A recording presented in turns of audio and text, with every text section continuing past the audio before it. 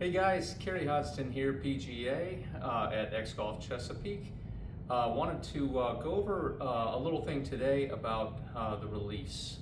I have a lot of people that ask me about the release, and I think that when we go online and we look at all the different teachers and all the different the players and sort of television commentators and the books that we read, it's really difficult to understand how the release actually works, okay?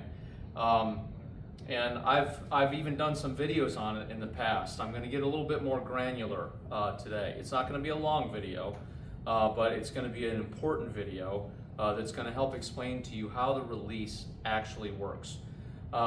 You've heard people talk about sort of hanging on to the release. You've heard people talk about, we're gonna snap these wrists over and we're gonna release that way because you're catching the ball first, you know, once the face is square, and then you're allowing the release to happen by snapping your wrists over. I think it was Greg Norman used to talk about that. He'd come in, you know, we'd open the face up, and then on the way through, with timing, we would snap over and snap our forearms together, where you can actually literally hear that feeling.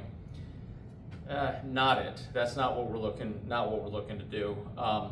Not that it can't work. I mean, the guy was one of the best drivers of the golf ball in the history of golf, and absolutely tremendous player. Have nothing but huge respect for him and his play. I was really always very impressed by his play. But you've also heard about people saying, okay, well, the release is like casting a fishing rod, right? Like you're trying to, you know, throw that lure and that fishing line as far out into the sea as you can. It's kind of like that too. It's kind of like that. But you got to remember, when you think about all this stuff, you got to think about it from the standpoint of being in motion in a rotational way, okay? So no matter what you think about, and no matter how you want to try to define the release or define any other part of your golf swing, you'll always have to think about it in a circular manner, okay? You can't think about it just as I'm standing here, I'm casting, and so on and so forth. You can't think about it that way, because you're going to be turning into the golf ball from you know, the trail side to the lead side, whichever, you know, right hand, left hand, whatever you are. And you need to understand that it's not going to feel like what you think it's going to feel like. It's not going to feel like what any teacher or any guru or television announcer or anything like that, or even other players, it's not going to feel the same way. It's not going to feel like what you think it's going to feel like, okay? That's why it's so important to sort of try to break this down and try to really understand what it feels like to release. So what I would tell you is that there's several different drills that you can use, but I'm going to show you one today that you can use to kind of get a feel for what it feels like to release. Now, interestingly enough, probably the best release that I've ever seen is was how Ben Hogan released into the golf ball. Now, there are a couple of guys that release really nicely into the golf ball. I think Tiger did a nice job releasing in a golf ball. I think Jack Nicklaus did a really nice job. I think Tom Watson did a really nice job, even with his upright golf swing. He really knew how to release through the impact area. And then, of course, Rory today just does such a tremendous job of it. Another person that does a really good job of it, and even with his golf swing being is upright and unusual with his leg action, his hip action, is Scheffler. I mean, Scotty Scheffler does a really nice job of releasing. You can tell that he does a nice job of it because when he releases through the impact area, his arms get massively extended in this way through the golf swing. That tells me, when I don't see this business, which I see a lot of people even teaching that right now, when I don't see this sort of flip over with your right arm kind of dominating your right wrist, kind of dominating your left wrist. When I don't, you know, what I see in like Scheffler's release is a full release straight through as he's rotating his body, and then he gets his release like this, okay, to where it's completely released.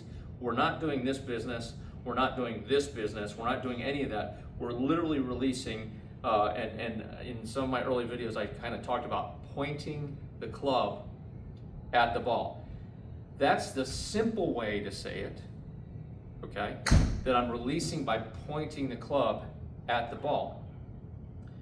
But that's not really it, is it? I mean, it's a simple way to think about it, especially with pitching and things like that. But when you're coming at the golf ball, you're like this, right? So you're coming down at it. So how do we release here? First of all, several of the other lessons that I have, you know, where I'm talking about getting the elbow in front of you, and I'm talking about making it, you know, your forearm accelerate through impact area, you know, as you're rotating to the left or to the right, you know, to the lead side. When I'm telling you these things in these other lessons, this puts you in a better position to achieve the release, okay? A proper release. Look, the release happens and it's really, really, really fast right through the impact area. When you can really kind of get the feeling, you're gonna be kind of going through and getting to this position where I'm accelerating my elbow right here, okay? Now it looks like my hands are way in front. It looks like everything's almost out of position, and then I'm gonna hit the ball right from there. But I want you to see what's gonna happen with how my wrists release. And like I said, Hogan was the best I've ever seen at it. Soon I'm going to make a video, and I'm going to use one of his videos that's from over his shoulder, from right back over here, showing how he released into the golf ball. It is online. You got to go try to find it. You got to dig for a minute. But if you can find that, great. But I'm going to incorporate it into one of my videos very, very soon, so that you can get a really good understanding of how that release works. Okay, so from the facing view, when I'm getting into here and I get my butt back into the left and I get my arms and I start to accelerate my forearms through, right here, this right here, bang, bang, bang. That's the entire release, okay? Because it starts up here with momentum, right? And as I continue to accelerate my right arm through and the handle through, I get to this position, bang, and I release. See this? This is the casting move that you're talking about, but it's kind of from the side. It's not really straight on, okay? So we're coming through here, we're getting through here, we're releasing, we're releasing, we're releasing. We release and then go through. You can see how long my right arm is and how long the club is on the lead side through the impact area and through the finish. That's how Hogan got so long through the finish. And that's how his golf swing looks so much like a baseball swing, okay? Because he used this release technique. Here, coming from the inside, we're accelerating our forearms here, and as he's accelerating, that's the release. Just like that. And then he goes through, and you got this position right here. Once you release, bang, all the way through here, you get this position that looks like his arms are completely extended, and the club is completely extended, and that gave him that big round. It's actually an abbreviated finish, to be honest with you. It's a short golf swing. It seems like it's a long golf swing, but it's not. It's just an extended golf swing, but it's a short golf swing. But he gets it through, extended all the way through, and then it finishes over here, okay? Just brilliant. I mean, absolutely brilliant to get it here and then release. So the amount of small musculature that he's using to strike the golf ball is really right in here. That's it. He's just releasing his hands down, and this would be almost like, from your point of view, pointing the club or the club head at the golf ball. That's the release. Now, that's how it is technically, but how do you feel that? Okay? And how do you build momentum up into that position? That's the real question. Your hands have to be moving quickly through the golf ball, okay? They have to be moving quickly. And you have to be kind of leading with the butt end of the club. Now, you've heard that before as well. I'm sure if you've watched any videos, you've listened to any teacher out there, they're gonna say, okay, pull the butt end of the club at the golf ball. There was a teacher up in Spokane, Washington, named Gary Lindeblad, a tremendous player. I mean, even on the national stage, he was a tremendous player. World-class ball striker. Love to watch him hit golf balls. So he told me that one of the best tips he ever heard was to pull the butt end of the club at the golf ball. Now, that can be good. It can be a start to kind of the downswing feeling. It's kind of the same thing as we get the club back in our one-piece structure here. We wrist set, okay, and then as we're moving back, we're pulling the golf club at the golf ball. That's a way to think about it, okay? That's a way to sort of get your downswing to think about it. But it's more than that, isn't it? I mean, it's more than just pulling, because if you just think about pulling, you're going to keep pulling, and you're not going to ever release, and you're not going to get the entire feeling that you need to get to hit it. Having said that, taking both of your hands and pulling them at the golf ball or accelerating them at the golf ball tends to get your elbows in front of you, okay? And so from up here, this is where I think the release starts, from right up here, okay? So we get back in our one-piece structure, we do our wrist set here, okay? And then as we change directions by moving our weight back into the left, our club drops like this, right? And into that sort of that laid off plane to be able to, or the hitting plane. We're trying to get this club into the hitting plane. So we're here and we're accelerating our hands through so that we can release. So we're accelerating our hands through here to release. Now, how do you know when you got it right? Okay? You know when the whoosh that you're making with your golf swing is in front of your body, not at the ball, and not behind you. Okay? It's not at your trail side, like this. This would be at your trail side. Okay? Or at the ball. Okay? You want the whoosh to be up here. Okay? You want it to be out in front of you. And the only way to do that is to get to accelerate this, you know, to have your elbow in here, accelerate the elbow and the forearm through, and then if you can get them through, then you will release over here, and then that's when you're going to hear that sound. That's when you're going to have maximum speed and maximum accuracy. Okay? So it's really, really important, in my opinion, that you feel like you're starting your release from here, but you're starting it with your hands, the butt ends of your hands, moving towards the ball as fast as they can move, okay? And I don't mean like this, I mean like moving them this way and then allowing the release, okay? Which is like this, okay? And then you continue to move on and accelerate your hips and your forearms and continue to move on through, okay? So down the line, when you get up here, we're gonna get our one-piece structure here, get it into our right side. We're gonna wrist set right here, and from right here, we change directions, and as we're changing directions, this whole complex right here, with our hands and our forearms, is moving out in front of our body so that we can release through the impact area and get this huge width through the lead side. Okay, that's going to give you tremendous power and tremendous accuracy. That's how the release is.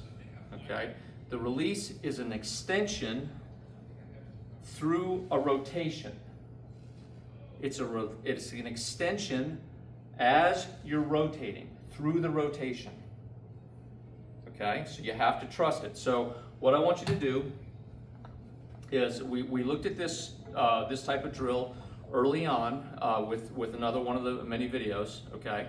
One of the best drills I've ever seen, okay? I just want you to take a lob wedge or a sand wedge or something like that, or a pitching wedge or something like that. I want you to take, move your whole complex together here to your right, or to your trail side, okay? You're gonna set your wrists right here, okay? And then as you change your weight, you're going to move your wrists at the golf ball, right? Try to get them ahead of the golf ball, right? And then you're going to release straight down like this, okay? You're going to release through the golf ball and try to let the club go down the line, and I don't want you to pick your club back up. I want you to release down here and point the club all the way through the impact area, okay? If I were you, when I go to the range all the time, when I was learning this, if I were you, I would do this now. Go to the range, first 50 balls you hit, I would be doing this. I would not hit another club until I was dead flushing this. Now, when I say dead flushing it, you don't have to flush it more than 50 yards, with one of these clubs, but I want you to hit it dead in the center. Once you learn how to do that, you can literally take any club and do the exact same drill, like I demonstrated in one of the other videos. I showed you how to do this drill with a hybrid, and with a 5-iron, and with a 7-iron, and a wedge, or whatever, okay? All you have to do is you have to learn to understand how this works, okay? So once again, nice narrow stance. We're gonna use our complex here, get it back here. We're gonna wrist set here, okay? And then we're going to shift our weight to our back and to the left, okay? And we're going to accelerate our forearms and then release by pointing the shaft, releasing it straight down, and then continuing to point it straight down like this, okay?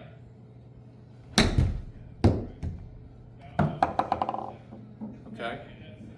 This is what I want to see you do. And I want to see you do it with several different golf clubs. Once you can hit it in the center, and you can have a pattern like this, like I was just hitting a few balls here earlier, and you can see all that white from the golf balls carving off about the size of a hammerhead right here, about the size of a quarter. That's what you want. You want to be able to nail that thing in the center of the club over and over and over again.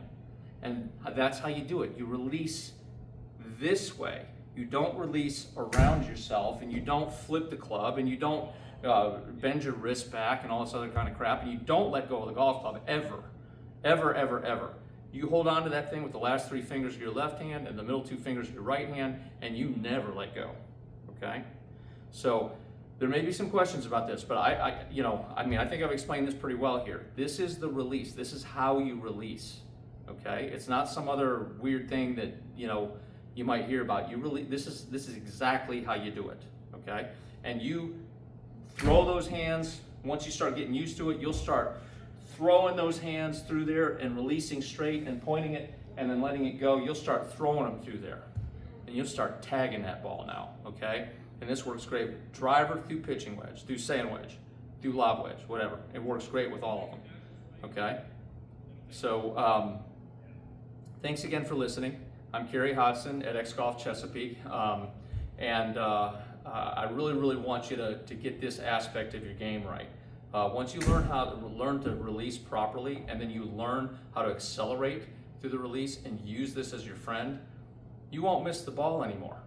And I don't care what club it is, and I don't care what shot it is, you will not miss the ball. This has to be like a core fundamental to you, okay? Thanks again for watching, guys. Hit them long and straight, and I will see you very soon.